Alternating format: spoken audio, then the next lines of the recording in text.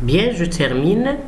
Donc, la méthode de descente, elle fait partie, c'est une recherche locale. Donc, la méthode de recherche locale, entre autres la méthode de descente, sont des stratégies heuristiques. Pourquoi? Parce qu'elle utilise, c'est-à-dire c'est des stratégies heuristiques qui vont être utilisées, exploitent la spécificité de chaque problème. Donc, si on a un problème bien donné, si on lui applique la méthode locale, elle va, c'est-à-dire générer, ou bien elle va exploiter la spécificité du problème pour qu'on puisse appliquer l'algorithme. Donc, ces approches-là sont des approches heuristiques. Elles peuvent être utilisées par des méta-heuristiques. D'accord? Donc, ces heuristiques sont exploités dans des méta-heuristiques. Comment? Les méta-heuristiques, ils vont améliorer et contrôler la stratégie de la recherche locale, bien sûr, avec un niveau supérieur, c'est-à-dire en injectant ou bien en utilisant des procédures ou bien des principes d'un niveau supérieur, pour avoir premièrement une solution meilleure que la solution d'une heuristique, et deuxièmement, la méta-heuristique, elle est utilisée pour une gamme large de problèmes. Parce qu'on sait que la différence une heuristique et une méta-heuristique, c'est que l'heuristique, elle est utilisée pour un problème spécifique, et la méta-heuristique, elle est utilisée pour un nombre large de problèmes. Donc, avant de terminer la réponse, on va revenir à la définition d'une heuristique et d'une méta-heuristique pour mieux comprendre. Donc, le mot heuristique vient du grec et il signifie « je trouve ». Donc une heuristique, ou bien c'est une méthode approximative par le fait qu'elle nous donne une solution approchée et qui n'est pas optimale et qui n'est pas globale.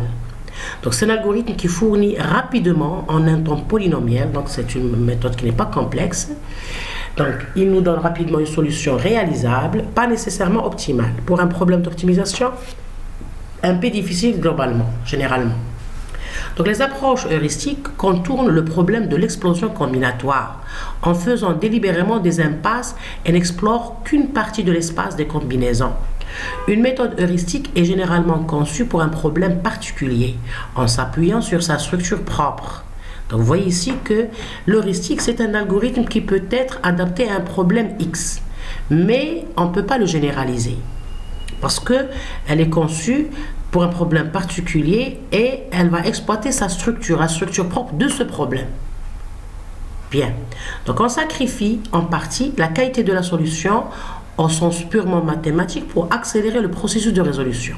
Donc l'heuristique, elle est utilisée dans le cas où on ne trouve pas, c'est-à-dire une méthode exacte, on ne peut pas appliquer une méthode exacte à un problème pour avoir une solution dans un temps raisonnable. Donc c'est pour ça qu'on sacrifie la notion de qualité de la solution. Et on a dit que pour résoudre un problème, il faut c'est-à-dire prendre le souci d'équilibrer le compromis entre la qualité et le temps de calcul.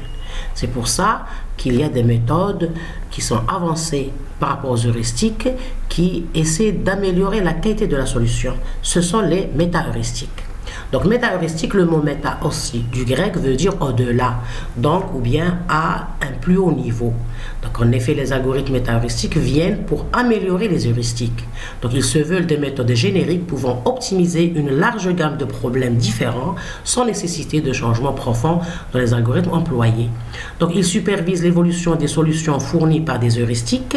Donc ils font des évolutions, bien des améliorations au principe des heuristiques pour avoir une solution de qualité dans un temps raisonnable, et cette méta-heuristique, elle est appliquée à une large gamme de problèmes. Eh bien, c'est bien. Donc, ces méthodes assurent un compromis entre la diversification et l'intensification. Que veut dire ces deux procédures?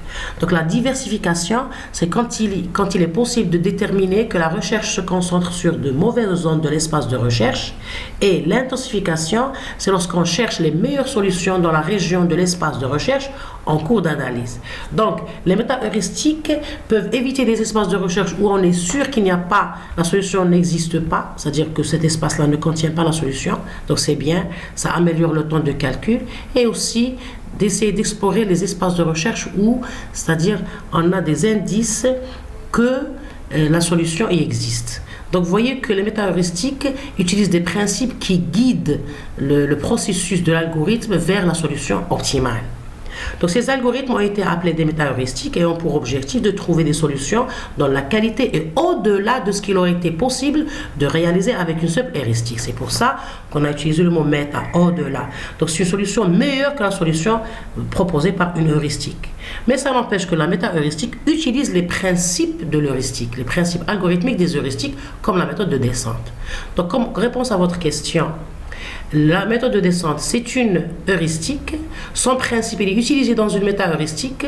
Donc, elle peut être une méta-heuristique. C'est-à-dire, l'algorithme de base de la méthode de descente, c'est une heuristique qui peut être appliquée à un problème bien donné et l'adapter à sa spécificité. Mais on peut l'injecter dans un principe d'une... c'est-à-dire, on peut lui injecter des procédures améliorées, des procédures de haut niveau pour guider c'est-à-dire le processus. Donc ça va fournir des méta-heuristiques comme la méthode tabou, la méthode recueil simulé, etc. Vous voyez, donc c'est pour ça que c'est une complémentarité entre l'heuristique et la méta-heuristique. Donc, généralement, les méta-heuristiques sont des stratégies permettant de guider la recherche d'une solution optimale. Donc, on se déplace d'une façon intelligente.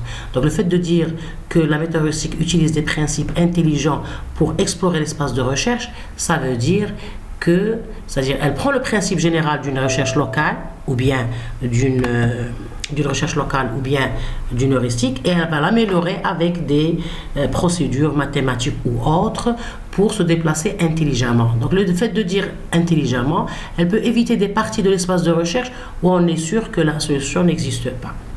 Donc afin d'obtenir une solution approchée qui est la meilleure, c'est-à-dire elle est meilleure sur le plan de qualité que la solution d'une simple heuristique.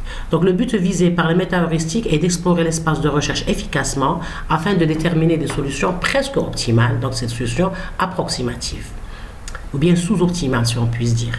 Les techniques qui constituent les algorithmes de type méta-heuristique vont de la simple procédure de recherche locale à des processus d'apprentissage complexes. Les méta-heuristiques peuvent contenir des mécanismes qui permettent d'éviter d'être bloqués dans des régions de l'espace de recherche.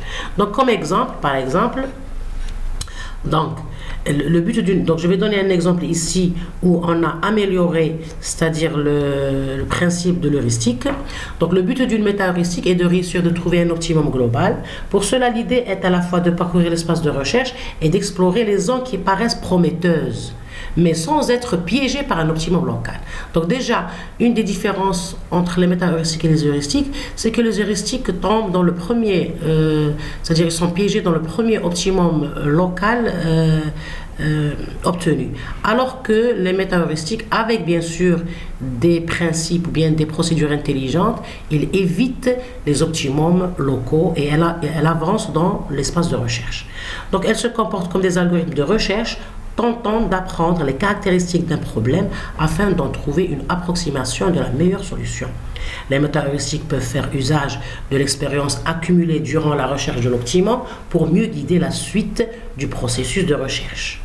Donc il existe un grand nombre de méta-heuristiques différents allant de la simple recherche locale à des algorithmes complexes de recherche globale comme on a dit déjà le recueil simulé, la méthode tabou et les méthodes évolutionnistes bien sûr. Maintenant, je vous vois ici, on va mettre l'accent sur la façon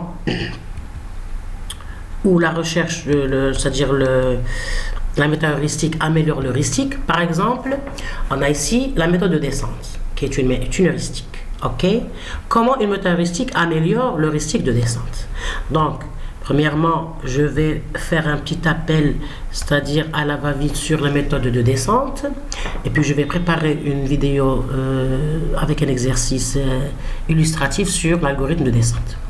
Donc, les méthodes de descente, on appelle aussi en anglais hill climbing, ou bien on peut les appeler, c'est-à-dire hill climbing, c'est escalade en français dans le cas d'une maximisation. Donc, on dit descente dans le cas d'une minimisation et escalade dans le cas d'une maximisation, sur le plan sémantique. Donc les méthodes de descente sont assez anciennes, c'est-à-dire elles sont classiques et doivent leur succès à leur rapidité et à leur simplicité. Donc à chaque pas de la recherche de descente, cette méthode progresse vers une solution voisine de meilleure qualité. Donc elle utilise le principe de voisinage. La descente s'arrête quand tous les voisins candidats sont moins bons que la solution courante, c'est-à-dire lorsqu'un optimum local est atteint. Donc on distingue plusieurs types de descente. Il y a la descente déterminée